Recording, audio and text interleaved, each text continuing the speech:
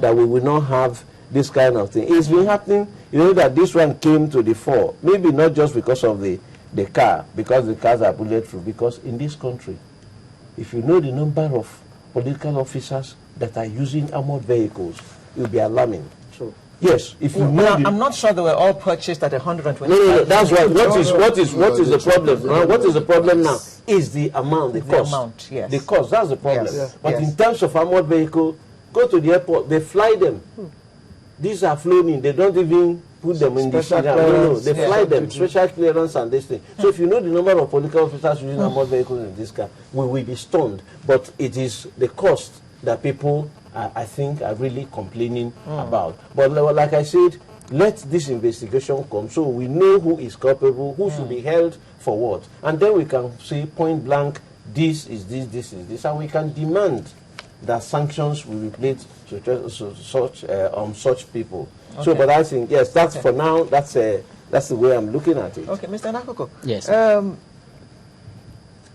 One issue that people have been talking about is, first of all, were these two items on the budget? Was 255 million naira budgeted for 2 armored vehicles? And if it was in the budget, did it follow due process? I mean, this brings to mind the way business is done in government. It seems to many people that the budget is just a piece of paper because we are to do it by law, we will do it, but nothing says we should follow it. Well, that also is a scenario that is playing out that we don't really have full information on.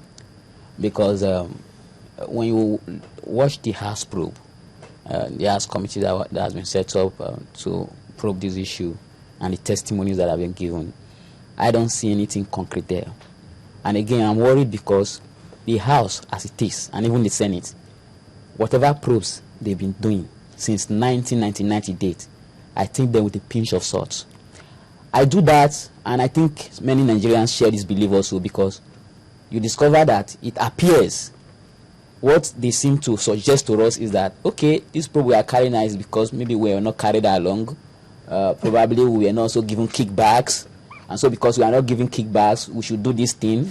And then, yes, it's so, because if you look at the Lumeru probe on the power sector, what came out of it at the end of the day? At the end of the day, even the people who were carrying out the probes were indicted by even the crimes they committed. Look at the recent one on fuel subsidy that House Committee Chairman Farouk did, Mr. Integrity himself, and you see what happened at the end of the day. So I take every probe carried by the House and the Senate with a pinch of salt, and I don't think Nigerians should take them serious either, because whenever they are talking, I wonder if they are telling us the truth.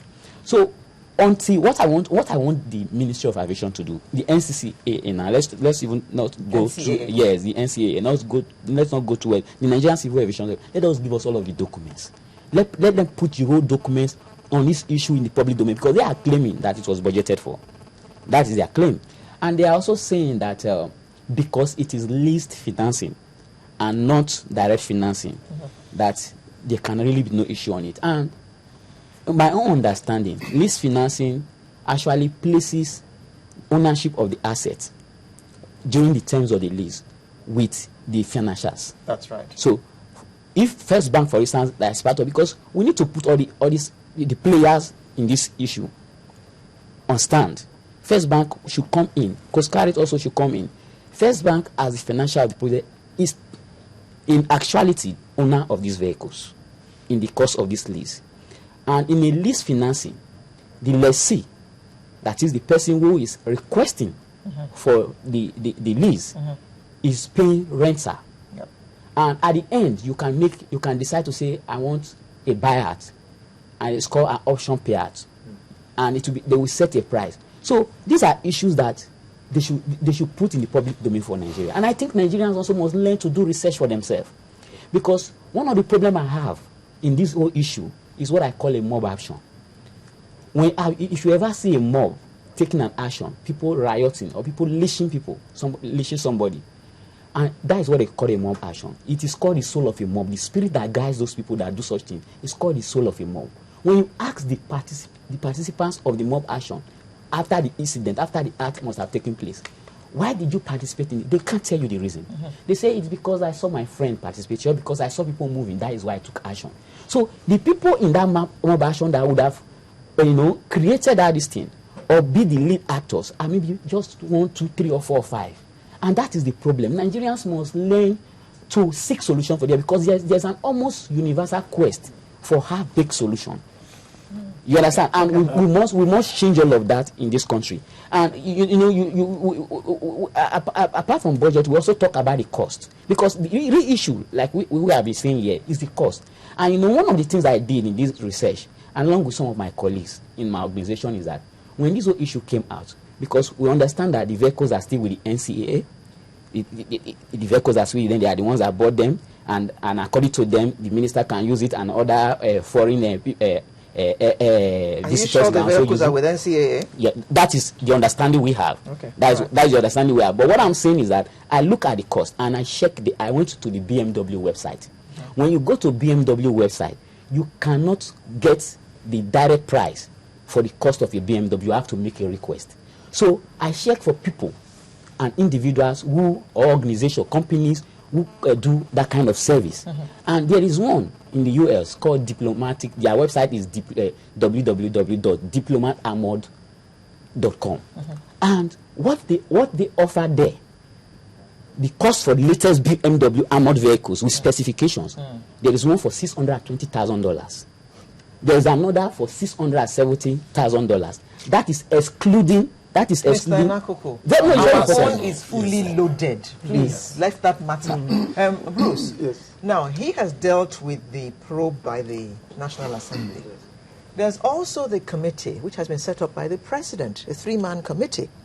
Now, what is your take about the individuals in that probe committee? Are you sure they're going to do a good job? Do you think they're going to be able to do a good job of this?